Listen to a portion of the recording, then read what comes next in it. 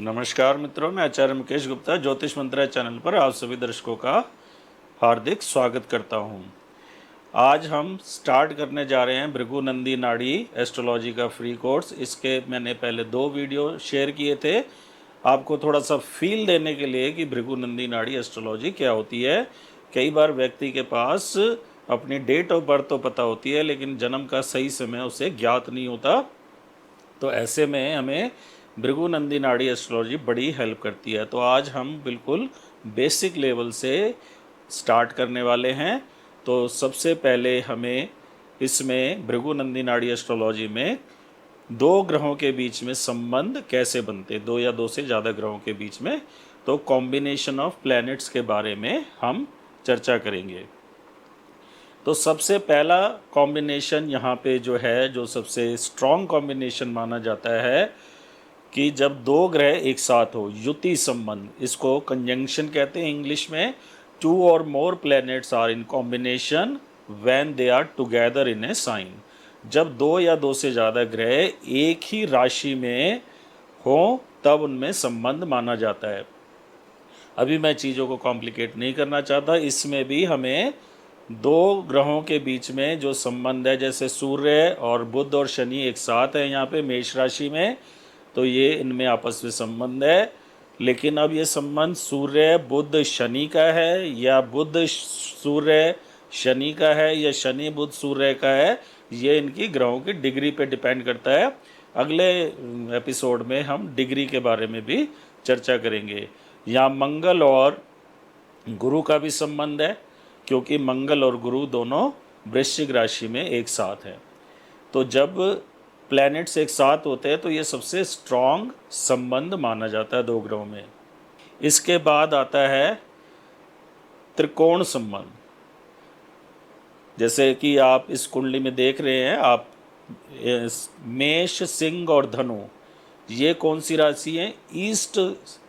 East direction को represent करने वाली राशि है, अग्नि तत्व राशि है। तो इसको मैं अगले उसमें विस्तार से बताऊंगा। इनमें जो नक्षत्र आते हैं ना 1, 5, 9 राशियों में, वो सेम नक्षत्र होते हैं। जैसे मेष में जो 3 नक्षत्र आते हैं, अश्विनी, भरणी, कृत्तिका, इनके स्वामी होते हैं क्रमशः केतु, शुक्र और सूर्य। सिंह राशि में भी जो नक्षत्र पड़ते हैं उनके स्वामी भी सेम ही ग्रह हैं, और धनु में इसी प्रकार 2, 6, 10 ये दूसरा त्रिकोण है। ये अर्थ तत्व की राशियां हैं और साउथ डायरेक्शन को रिप्रेजेंट करती है। फिर इसके बाद 3, 7, 11 ये वेस्टर्न साइन को रिप्रेजेंट करती हैं, वायु तत्व की राशियां हैं। और 4, 8, 12 जल तत्व को, वाटर साइन तत्व को रिप्रेजेंट करने वाली राशियां हैं। इनको उत्तर दिशा की राशियां माना गया है। तो जब एक ही डायरेक्शन की राशि में ग्रह होंगे, जैसे यहाँ पे मंगल और राहु, सूर्य और चंद्रमा, ये तीनों ईस्टर्न डायरेक्शन के साइन में हैं। मार्स और राहु मेष में हैं, सूर्य सिंह राशि में है, चंद्रमा धनु राशि में है, सेजिटेरियस में है। तो 1, 5, 9 एक त्रिकोण होता है। इनमें जो भी ग्रह हैं आपस में संबंध में माने जाएंगे। उसके बाद देखिए 2, 6, 10 में कोई ग्रह हैं तो उनमें आपस में संबंध माना जाएगा। यहाँ गुरु जो है दूसरी राशि में टॉरस में है, 6 में वर्गो में मरकरी है कन्या राशि में, और मकर राशि कैप्रिकॉर्न में सैटर्न है। तो 2, 6, 10 भी एक त्रिकोण होता है। तो जुपिटर, मरकरी और सैटर्न जो है ये भी कॉम्बिनेशन में माने जाएंगे। 3, 7, 11 में 7 में केतु है, लेकिन 3 और 11 में कोई ग्रह नहीं होने के कारण केतु किसी भी अन्य ग्रह से त्रिकोणीय संबंध नहीं बनाता। तो युति के बाद जो सबसे स्ट्रॉन्ग संबंध होता है वो त्रिकोणीय संबंध होता है। त्रिकोण में जो है जो राशि है उनका तत्व भी सेम होता है और उनके नक्षत्र स्वामी भी सेम होते हैं। जैसे 1, 5, 9 इनकी डायरेक्शन ईस्ट है, तत्व अग्नि है। 2, 6, 10 ये पृथ्वी तत्व की राशियां हैं, साउथ डायरेक्शन को रिप्रेजेंट करती हैं। 3, 7, 11 वायु तत्व की राशियां हैं, ये वेस्टर्न डायरेक्शन को रिप्रेजेंट करती है। 4, 8, 12 जल तत्व की राशियां हैं और ये उत्तरी दिशा को रिप्रेजेंट करती है। तो त्रिकोणीय संबंध के बारे में हमने चर्चा की। नेक्स्ट संबंध है 2 और more planets are combination in combination if they are in 212 position. जब दो ग्रह एक दूसरे से 2/12 की स्थिति में हो, यानी कि कोई प्लेनेट है जिससे आप कॉम्बिनेशन डिस्कस करना चाह रहे हैं, उसके आगे के भाव में एक ग्रह हो और पीछे के भाव में ग्रह हो, तो यह संबंध 2/12 का संबंध माना जाता है। इसका भी बड़ा प्रभाव होता है। लाइफ में आप कैसे लोगों से घिरे हुए हैं ना, आपके जीवन पे इसका प्रभाव पड़ता है। मान लीजिए आप रास्ते में चल रहे हैं, आगे कोई ऐसा व्यक्ति चल रहा है जो बहुत खतरनाक टाइप का है, जो आपका शत्रु है, और पीछे भी ऐसा ही व्यक्ति चल रहा है, तो आप ना बड़ा बंधन सा महसूस करेंगे। इसको भी एक योग कहते हैं, पाप करतारी योग, इसको आगे डिस्कस करेंगे। अगर आगे भी कोई सज्जन व्यक्ति हो, आपका मित्र हो, पीछे भी आपका मित्र हो, तो आप जब चल रहे हैं तो कुछ अलग कॉन्फिडेंस आएगा। तो इनका प्रभाव क्या होता है ये बाद में डिस्कस करेंगे, पहले ये संबंध क्या है वो बताने की कोशिश कर रहा हूँ। शनि मिथुन राशि में है, उसके आगे गुरु है, तो शनि और गुरु में 2/12 का संबंध माना जाएगा। गुरु के 12वें भाव में शनि है, शनि के दूसरे भाव में गुरु है। गुरु का बुध से 2/12 का संबंध बनता है। गुरु जिस भाव में उससे अगले भाव में बुध है, और बुध का गुरु के साथ भी संबंध बनता है क्योंकि बुध से 12वें भाव में गुरु विराजमान है। तो 2/12 का संबंध भी बहुत मजबूत संबंध है। ये किस प्रकार से काम करता है इसको आगे जानेंगे। जैसे कि यहाँ पे जुपिटर जो है कर्क राशि में है, शनि मरकरी में है, मिथुन राशि में है। तो आप ऐसे मानिए कि जो गुरु है ना, मिथुन राशि से होके कर्क राशि में आया, तो शनि से मिल के आया है, तो शनि के प्रभाव अपने में लेके आया है। तो इसके बारे में आगे हम विस्तार से चर्चा करेंगे। अभी ग्रहों के कॉम्बिनेशन फटाफट एक बार समझ लेते हैं ताकि आप आगे इसमें सीख पाएँ। इसके बाद जैसे कि पराश्री में भी होता है, इसमें भी होता है। कोई व्यक्ति आपके सामने बैठा, बिल्कुल आंखों के सामने 180 डिग्री पे, तो आपकी नज़रें उससे मिलेंगी, कुछ ना कुछ संबंध माना जाएगा। तो ऐसे ही ग्रहों में है, जब दो ग्रह एक दूसरे से आमने सामने हो, 180 डिग्री दूर हो, एक साथ की स्थिति में हो, तो उनमें संबंध माना जाता है। 2 और more planets are said to be in combination if they are in 1/7 position that is opposite to each other। तो जब भी एक दूसरे के आमने सामने हो, एक दूसरे के अपोजिट हो, तो उनमें संबंध माना जाता है। जैसे यहाँ गुरु के सामने शनि है, शनि के सामने गुरु है, तो गुरु और शनि में एक कॉम्बिनेशन है। बुध के साथ सामने चंद्रमा है, चंद्रमा के सामने बुध है, तो बुध और चंद्रमा में भी एक यहाँ पे संबंध है। आइए अब नेक्स्ट प्रकार का कॉम्बिनेशन पढ़ते हैं। 2 planets are combination when they occupy each other sign, this is known as exchange of planets। मित्रों, इसे राशि परिवर्तन योग कहते हैं। पराशर में भी ये बड़ा मजबूत योग है, यहाँ पे भी इसकी काफ़ी महत्व है। और जनरली इस योग को ना लगाने से लोग चूक जाते हैं और रिजल्ट में अर्थ का अनर्थ हो जाता है। 2 प्लैनेट एक दूसरे के घर में है। जैसे यहाँ पे जुपिटर जो है कर्क राशि में, कर्क राशि का स्वामी चंद्रमा होता है। चंद्रमा जो है मीन राशि में, मीन राशि का स्वामी गुरु होता है। तो हम कह सकते हैं गुरु चंद्रमा के घर में है, कर्क राशि में है, और चंद्रमा गुरु के घर में है, तो इनमें एक दूसरे के साथ संबंध बना। जुपिटर और चंद्रमा का संबंध बना, राशि परिवर्तन का संबंध। अब देखिए, गुरु जो है ना जीव कारक माना गया है। मैंने कहा अभी मैं बेसिक ही पढ़ा रहा हूँ तो थोड़ा सा बता देता हूँ। गुरु जीव कारक है, हमारे जीवन से जुड़ा ग्रह, लाइफ फोर्स है। राहु काल है, तो जुपिटर राहु के साथ है। तो हम कह सकते हैं कि इस नेटिव की, इस जातक की जीवन को खतरा था शुरुआत में। लेकिन गुरु का जो राशि परिवर्तन योग है ना चंद्रमा के साथ, इससे क्या होगा, हम गुरु को मान लेंगे मीन राशि में और चंद्रमा को मानेंगे हम कर्क राशि में।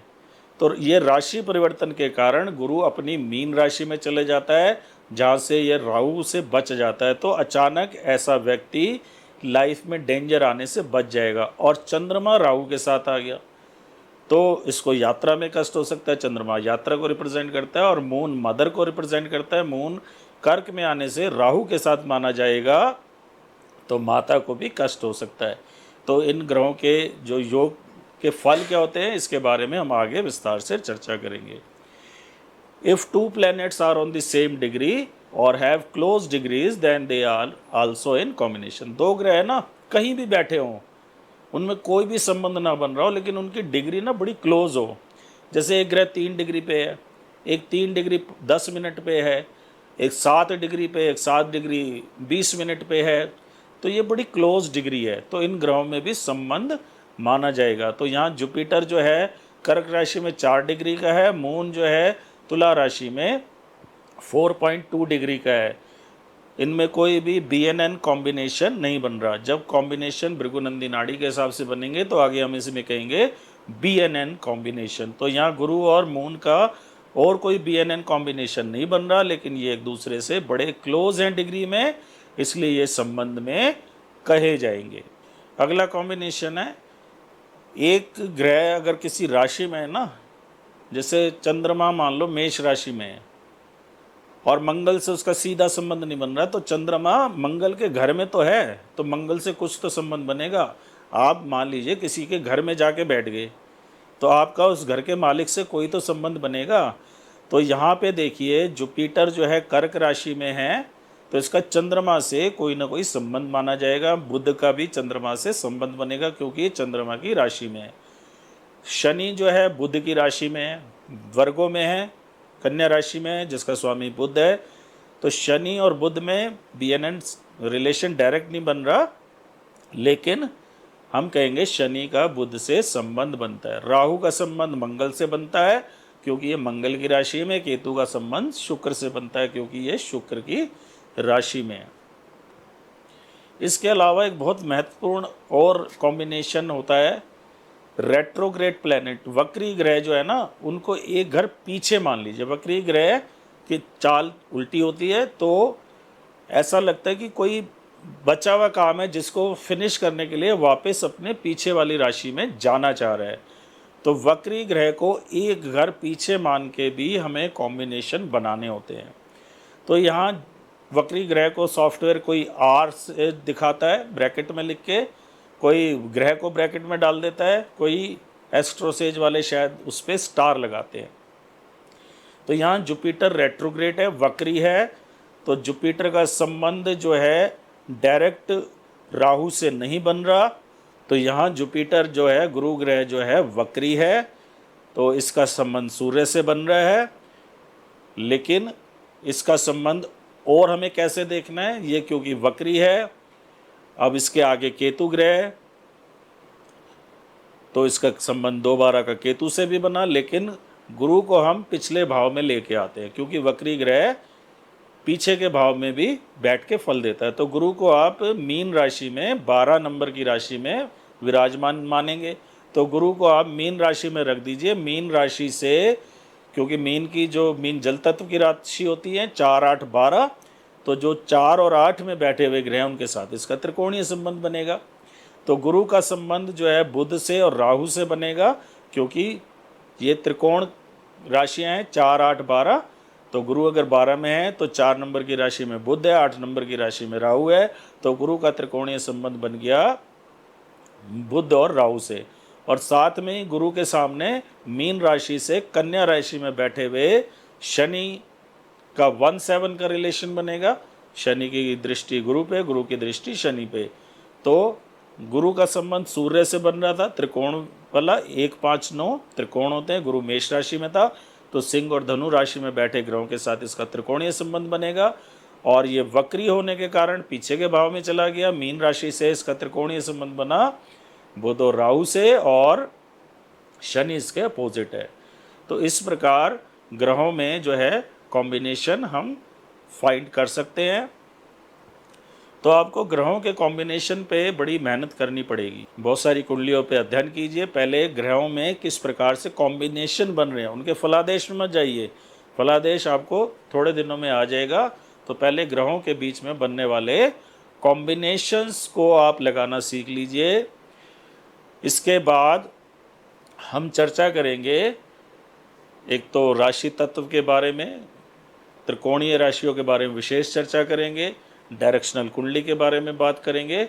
इसके बाद ग्रहों में मित्रता शत्रुता कैसे देखी जाती है, भृगुनंदी नाड़ी और पराश्री में यहाँ थोड़ा सा डिफरेंस है। और सबसे महत्वपूर्ण है फिर ग्रहों के और राशियों के कारक तत्व, कौन सी राशि किन कार्यों के लिए देखी जाती है, कौन सा ग्रह किन चीज़ों को सिग्निफाई करता है। उसके बाद हम कुंडली में फलादेश की तरफ जाएंगे। तो मित्रों, आशा करता हूँ आपको ये वीडियो पसंद आया होगा। अगर आपको ये वीडियो पसंद आया तो इसे लाइक और शेयर करें, और यदि अभी तक आपने हमारा चैनल सब्सक्राइब नहीं किया है तो चैनल को सब्सक्राइब करें और बेल आइकॉन को प्रेस करना ना भूलें, जिससे आपके पास लेटेस्ट वीडियो की जानकारी आती रहे। फिर मिलेंगे नए विषय पर चर्चा करने के लिए। आपका दिन शुभ हो। धन्यवाद।